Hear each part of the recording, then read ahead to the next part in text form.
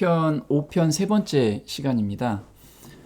오늘은 주의 전에 들어가는 자와 들어가지 못하는 자, 이것에 대해서 좀 알아보려고 합니다. 저희가 아침 예배를 드리고 하루를 시작하게 되는데요. 이 다윗은 항상 아침에 하나님 전에 들어가서 하나님을 만나보고 그 다음에 하루를 시작을 했습니다. 그래서 이 시를 쓸 수가 있었던 거거든요.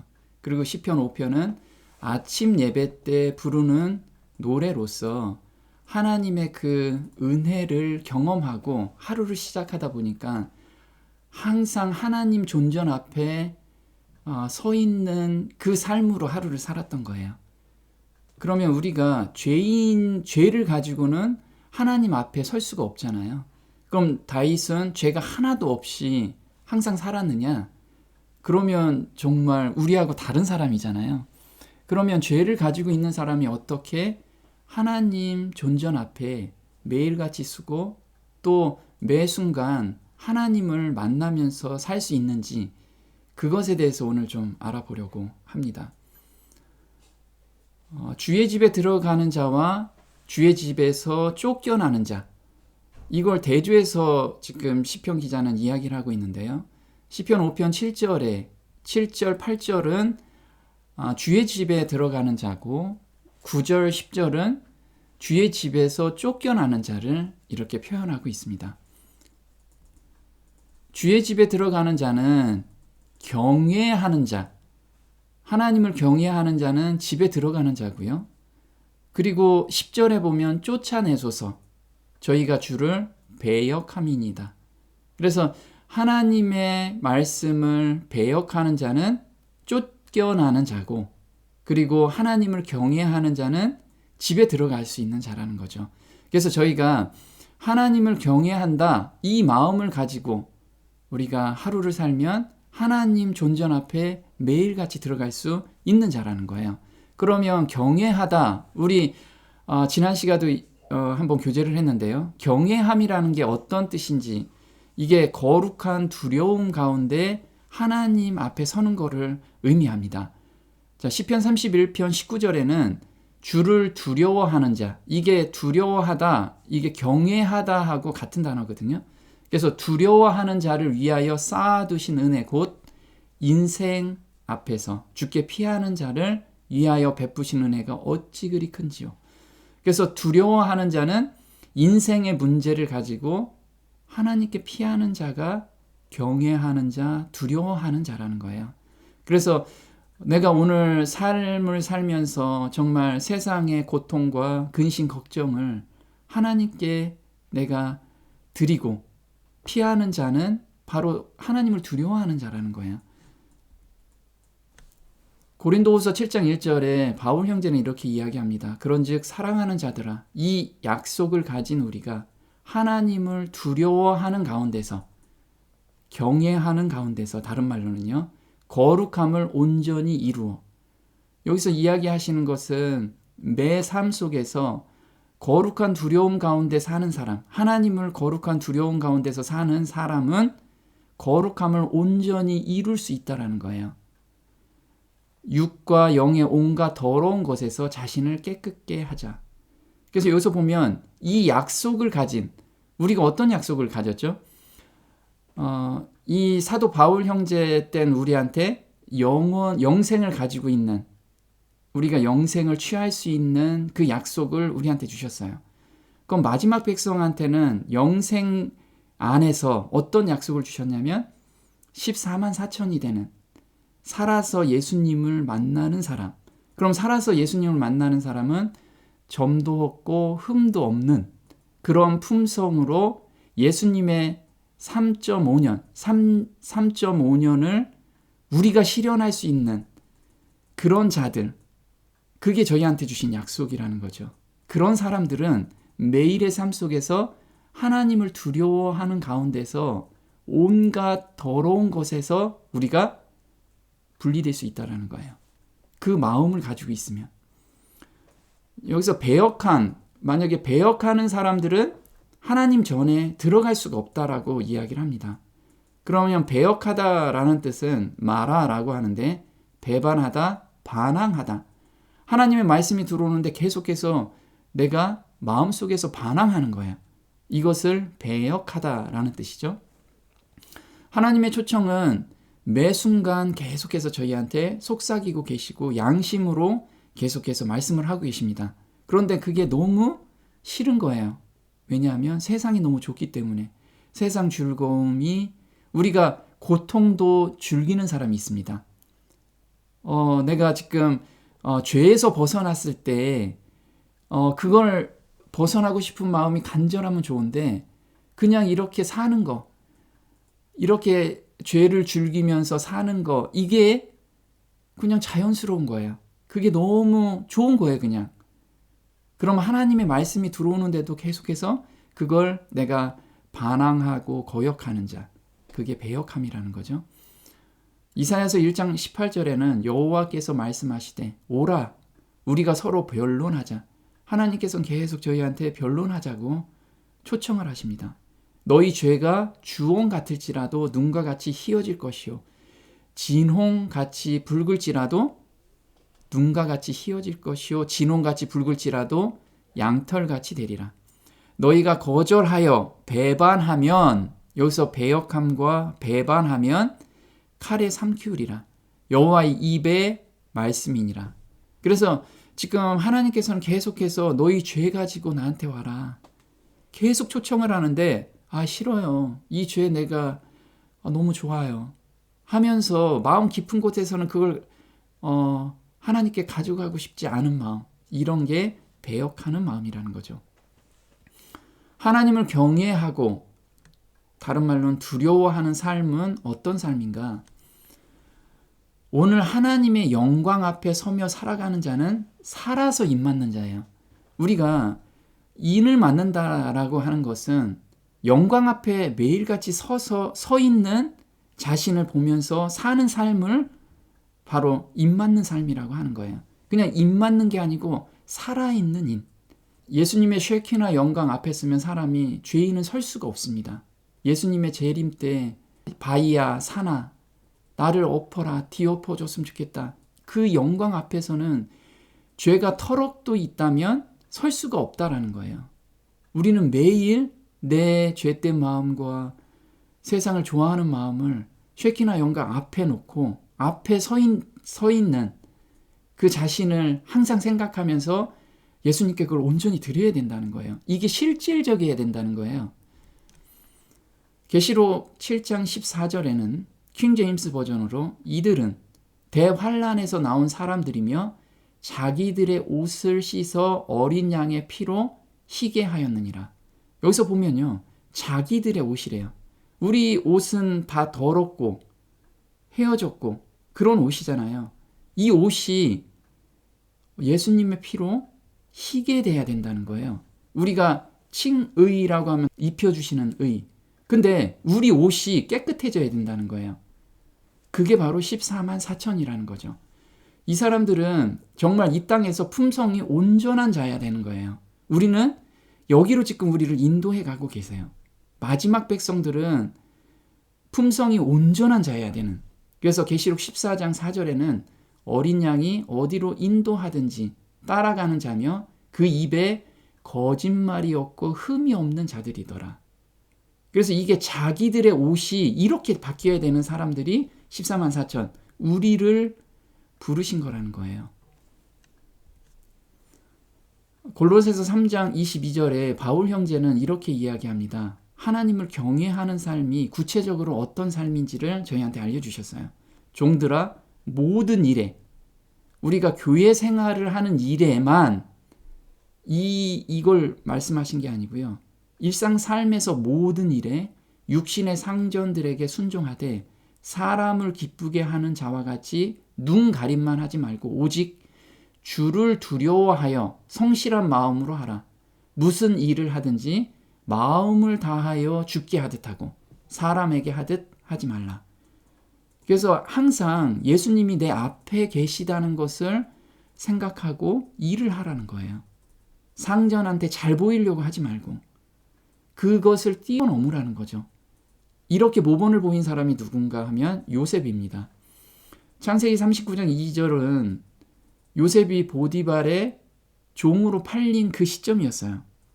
근데 여호와께서 요셉과 함께 하심으로 그가 형통한 자가 되어, 형통한 자라고 지금 이야기를 하고 계시거든요. 종으로 팔려갔는데 어떻게 형통하냐 이거죠.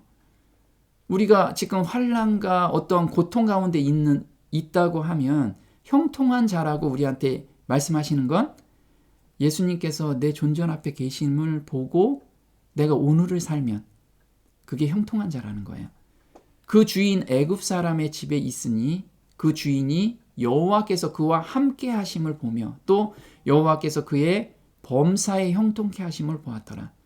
그래서 우리가 모든 일, 매 순간 내가 예수님 앞에 있다라고 생각을 하면서 살면 정말 게으름이, 그리고 남을 비방하거나 아니면 다른 사람을 그냥 모른 채 하고 갈 수 있지 않다라는 거예요. 그래서 요셉은 종이지만 정말 그 일을 최선을 다했어요. 예수님께서 시키신 일이라고 생각하고 최선을 다했어요. 그 일에 예수님이 함께 하신 거죠. 하나님이 함께 하시다 보니까 일이 형통하게 되겠죠. 그래서 그 주인도, 주변 사람들도 이 사람은 하나님과 함께 하고 계시는구나, 이걸 알게 됐어요. 마찬가지라는 거예요. 우리도 우리 삶 속에서 저 사람 욕심쟁이, 그리스도인이라고 하는데 욕심장이, 자기만 아는 사람, 너무 게으른 사람. 저희가 그리스도인이라고 하면 느낌은 뭐냐면 무능력하고 게으르고 남을 배려하지 못하고 이런 이미지가 너무 크다는 거예요. 왜냐하면 하나님 앞에 서 있다라고 생각을 안 하기 때문에 그래요. 의인은 어떤 자를 말하는가? 시편 5편 11절 12절 결론입니다. 오직이라고 써있는 건 이거밖에 없다라는 거죠. 주에게 피하는 자.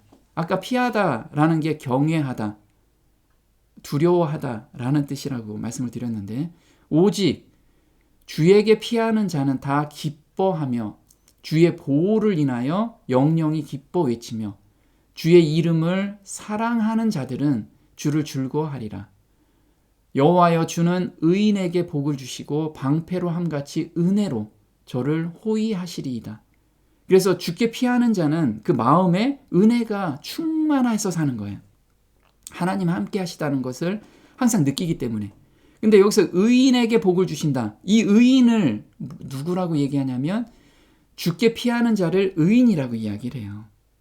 내가 어떤 의로운 삶을 살아서 의인이 아니고 나의 문제를 가지고 하나님께 피하는 자, 거기에서 하나님의 마음을 받는 자, 이게 의인이라는 거죠.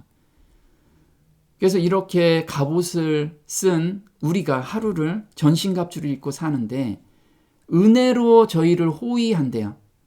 이 방패라는 뜻은 내 몸 전체를 가리는 큰 방패를 의미합니다. 이렇게 은혜의 방패가 나를 둘러 진치는 거예요, 항상. 그런 어려움 가운데서도 그 은혜를 생각하면서 그 어려움을 감사함으로 받으면서 간다는 거죠. 히브리서 13장 9절에는 여러 가지 이상한 교리들에 끌리지 말라. 마음은 은혜로서 굳게 하는 것이 좋고, 여기서 보면요, 항상 내가 모든 삶 속에서 하나님 앞에 서는 삶에서 하나님은 나한테 은혜를 주시는데 그 은혜의 말씀은 이상한 교리, 요즘 앞으로 더 이상한 교리들이 우리를 많이 유혹을 할 거예요. 그럴 때 아니야, 하나님께서는 과거의 나한테 어떤 은혜를 주셨는데, 그래서 믿음이 더 굳건하게 서진다는 거예요. 성전에 들어갈 수 있는 것은 죄가 하나도 없어서가 아니라는 거죠. 여기서 또 오직이라는 말이 나와요. 시편 5편 7절입니다. 오직 나는 주의 풍성한 인자를 힘입어. 그래서 인자, 아까 두려워하다, 나의 죄를 가지고 인생의 문제를 가지고 하나님께 가는 자, 이게 두려워하는 자라고 이야기를 해요. 그러면 오직 하나님의 풍성한 인자를 힘입는다. 그럼 인자가 어떤 건지 우리가 조금 더 알면 좋겠죠. 주의 집에 들어가 주를 경외함으로 성전을 향하여 경배하리이다.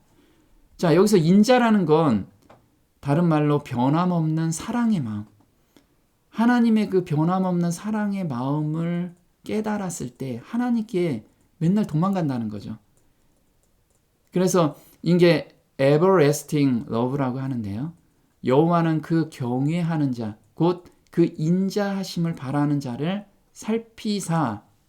그래서 하나님의 그 변함없는 사랑을 깨닫고 하나님께 피하는 마음을 가진 자, 그 마음을 가진 자를 하나님께서는 정말 결코 놓치지 않으신다는 거예요. 근데 잠언 16장 6절에는요. 인자와 진리로 인하여 죄악이 속하게 되고, 자, 우리가 어떻게 죄악이 속하냐면 인자와 진리로 인해서 죄악이 속한대요. 그럼 이 인자가 너무 중요한 거죠. 내가 기도하면서 하나님 저 죄 회개합니다. 용서해 주세요. 이런데 인자를 모르면, 하나님의 인자하시는 마음을 모르면 그 죄악이 속하였다는 확신이 없다라는 거예요. 그리고 여호와를 경외함으로 인하여 악에서 떠나게 되느니라.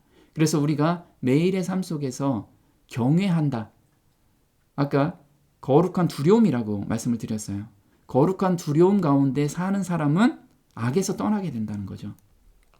자, 인자라는 건 부모님의 사랑을 우리가 알았을 때 하나님의 그 부모님 같은 끊임없는 그 사랑, 아낌없는 사랑을 안 자들만이 죄악이 온전히 속했다는 것을 알 수가 있다라는 거예요.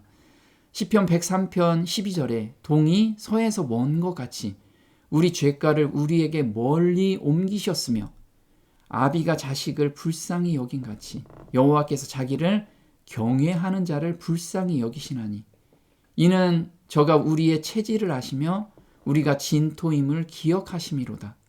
그래서 아비가 자식을 불쌍히 여기는, 그래서 우리가 부모가 자식들은 아낌없는 사랑을 주잖아요. 그래서 자식 이기는 부모 없다라는 거. 왜 그러냐면 더 사랑하는 사람이 져주게 돼 있어요. 하나님께서 매일 져주고 계세요, 우리한테. 그래서 하나님의 그 사랑을 알면 우리가 효도하고 싶잖아요. 그 효도하고 싶은 마음이 절로 생긴다는 거죠.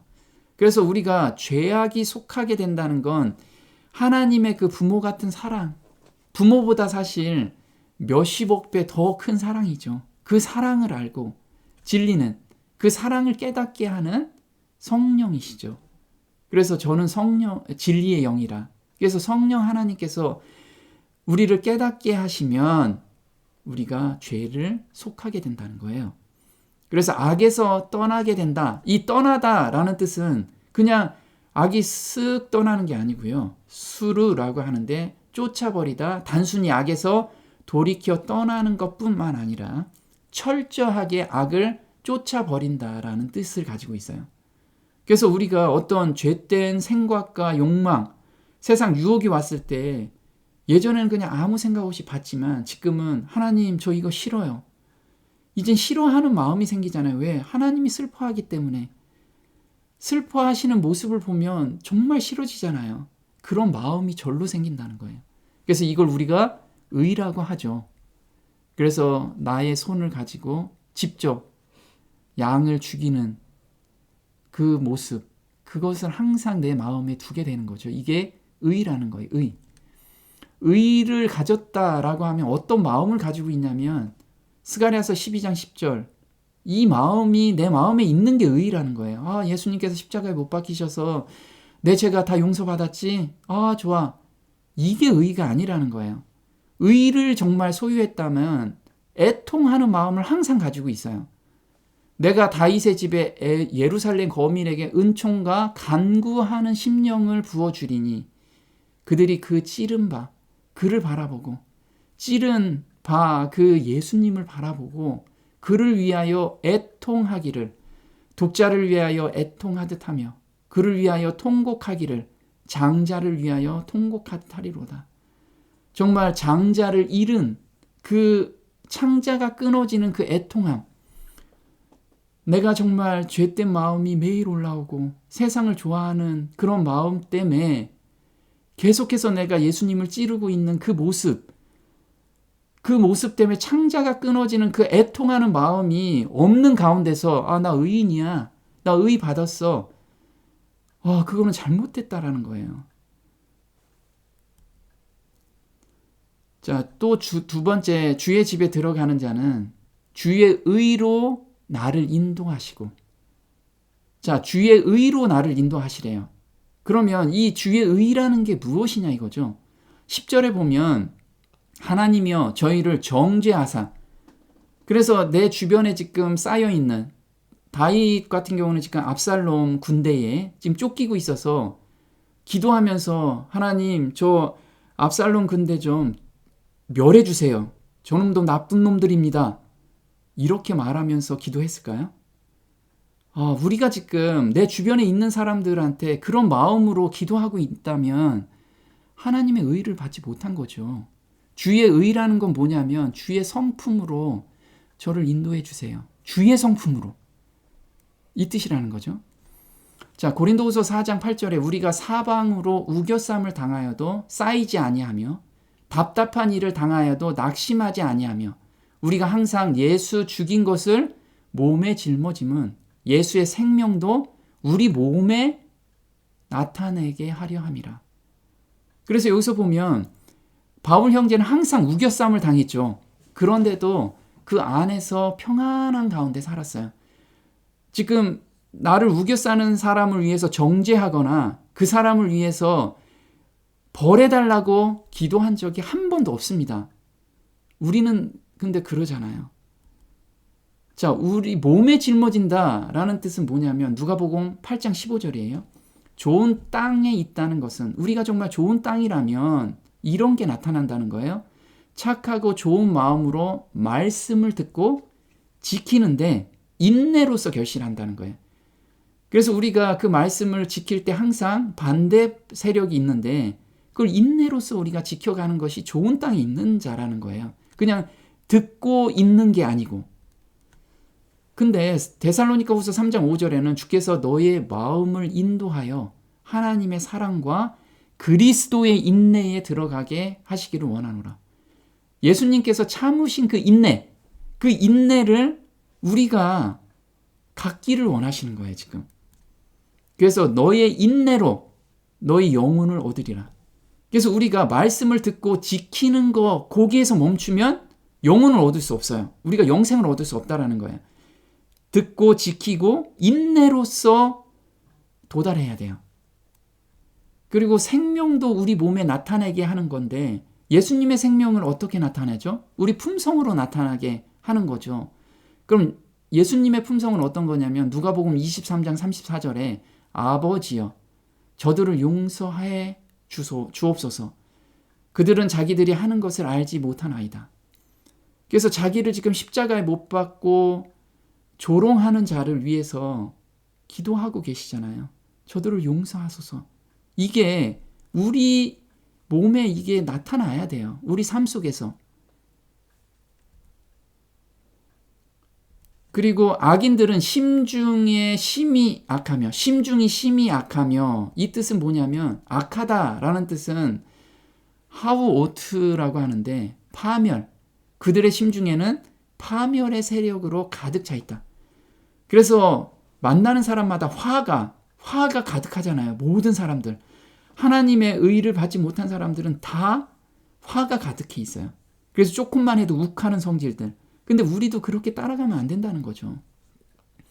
자, 정죄하다. 아까 우리가 저들을 벌하여 주세요. 이런 게 아니라 그랬어요. 그래서 바울 형제는 로마서 12장 19절에는 내 사랑하는 자들아 너희가 친히 원수 갚지 말고 진노하심에 맡기라. 그건 하나님의 영역이니까 하나님께 맡기고 그 사람들의 구원을 위해서 우리가 기도하라. 이게 지금 바울의 가르침인 거예요. 기록되었을 때 원수 갚는 것이 내게 있으니 내가 갚으리라고 주께서 말씀하시니라. 내 원수가 줄이거든 먹이고 목마르거든 마시우라. 그리함으로 내가 숯불을 그 머리에 쌓아 놓으리라. 악에게 지지 말고 선으로 악을 이기라. 그래서 지금 예수님의 마음을 받은 사람은 악에 지지 말고 나한테 잘못한 사람을 욱하고 대응하지 말고 선으로 악을 갚으래요. 선으로 악을 갚으라. 자, 선으로 악을 갚으라 라는 뜻은 복수하는 것은 강함이 아니라 약함의 표시다. 화를 참지 않고 그리스도인 원칙인 사랑과 자제를 포기하는 자는 패배하는 것이다. 그러나 복수하려는 욕망을 억제하고, 억제를 어떻게 하죠? 예수님께 드린다라는 거예요. 피하는 자. 그 욕망을 피하면, 가지고 예수님께 피하면 자신에게 가해진 악을 친절을 베풀 기회로 전환하는 사람은 자신과 악한 세력의 승리를 거둔다. 그래서 우리 승리하는 자는 대응해서 내가 이기는, 말싸움에서 이기는 게 아니고 그 사람을 위해서 기도해 주는 마음, 그 마음을 받는 자가 이기는 자라는 거죠. 하나님께서 죄인들을 회개로 이끄는 원리가 있습니다. 회개로 이끄는 원리가 벌을 내리시고 무섭게 해서 회개로 이끄시는 그 이끔이 아니고 이렇게 이끄세요. 회개로 인도하심은 하나님의 인자하심과 오래 참으심이라는 거죠. 로마서 2장 4절에는 하나님의 인자하심이 너를 인도하여 회개케 하심을 알지 못하여 그의 인자하심과 용납하심과 길이 참으심의 풍성함을 멸시하느냐. 그래서 하나님께서 돌아오기를 오매불만 기다리는 그 마음, 부모 같은 마음, 이것이 사람들을 회개로 인도하신다는 거예요. 우리도 마찬가지라는 거예요. 인자하심과 오래 참으심을 우리가 맛보았으면 그렇게 하라. 그래서 우리도 마찬가지예요. 하나님의 그 인자하심과 오래 참으심을 통해서 우리가 구원을 받았잖아요. 죄사함의 경험을 받습니다. 거듭남의 경험을 받았으면 너희도 그렇게 해라. 너희는 왜 그렇게 안 하느냐? 이렇게 우리한테 말씀을 하고 계시는 거죠. 시편 34편 8절에는 너희는 여호와의 선하심을 맛보아 알지어다. 그에게 피하는 자는 복이 있도다. 그래서 선하심을 맛본 자는 그렇게 하라는 거예요. 에베소서 4장 32절에 서로 인자하게 하며 불쌍히 여기며 서로 용서하기를 하나님이 그리스도 안에서 너희를 용서하심과 같이 하라. 예수님께서는 용서를 정말 죽기까지 용서를 해주신 거예요. 죽음으로써도 용서를 하신 거죠. 우리는 거기까지 가야 돼요. 그래서 매 순간 하나님의 선하신 뜻이 무엇인지 그래서 매 순간 분별하라는 거예요. 내가 교회 다닐 때만 기도할 때만 그런 게 아니고 매 순간 하나님의 뜻이 무엇인지를 우리가 분별하라는 거예요.